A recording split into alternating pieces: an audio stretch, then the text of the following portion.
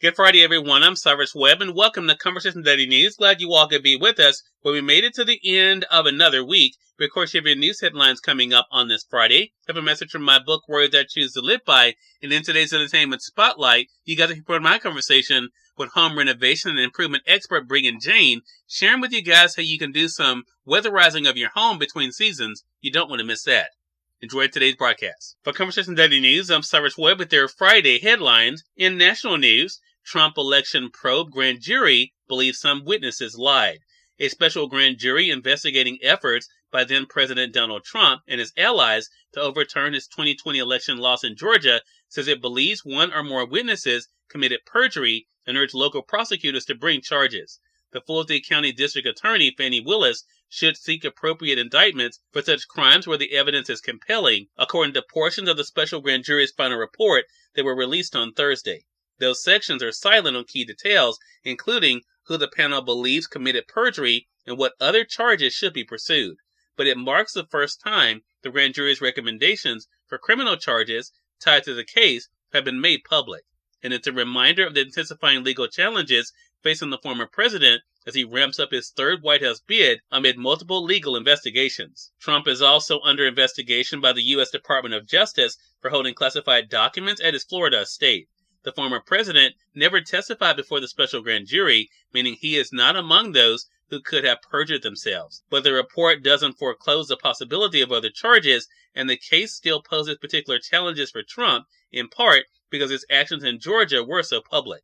Trump and his allies made unproven claims of widespread voter fraud and berated the Georgia Secretary of State and Governor Brian Kemp for not acting to overturn his narrow loss to President Joe Biden in the state. In more national news, Biden wants sharper rules on unknown aerial objects.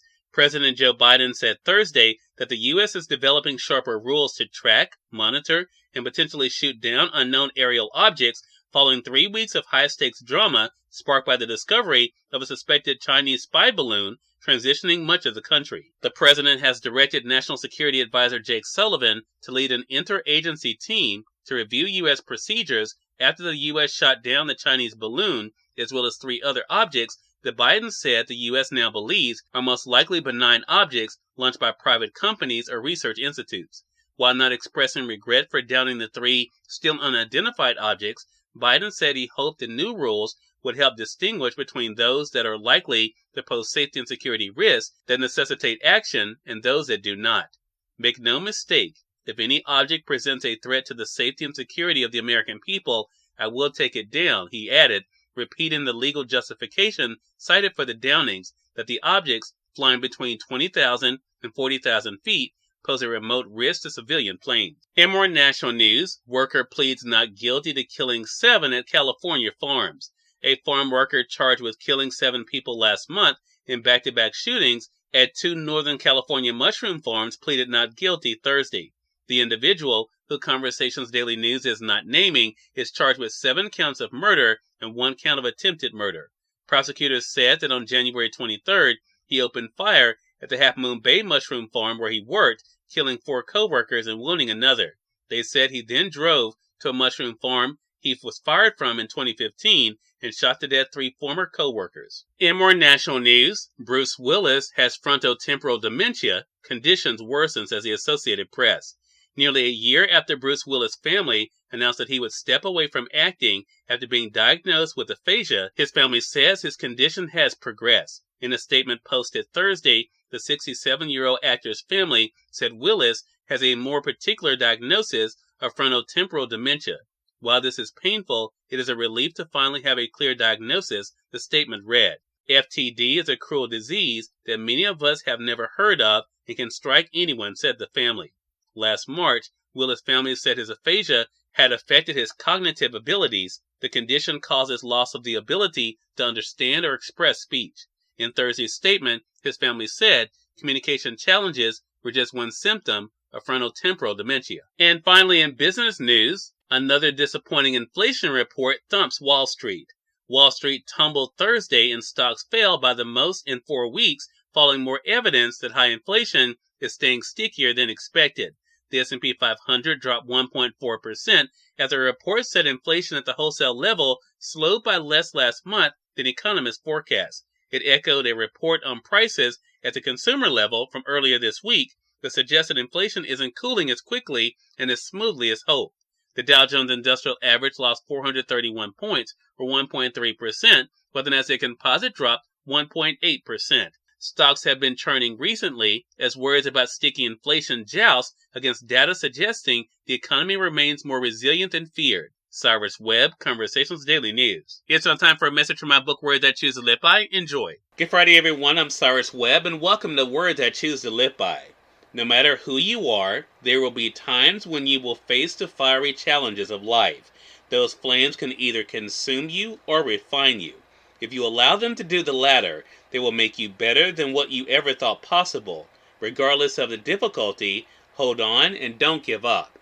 Have a great Friday and enjoy the weekend. We are part of my conversation coming up with Breegan Jane in today's Entertainment Spotlight. Stay with us. You're listening to Conversation Daily News. For Conversation Daily News, I'm Cyrus Webb with Entertainment Spotlight. Home renovation and improvement expert Breegan Jane joined me on Conversations Live, the radio show, to talk about ways you can be able to weatherize your home, things you can do yourself, and when you may need a professional. Here's a bit of our conversation.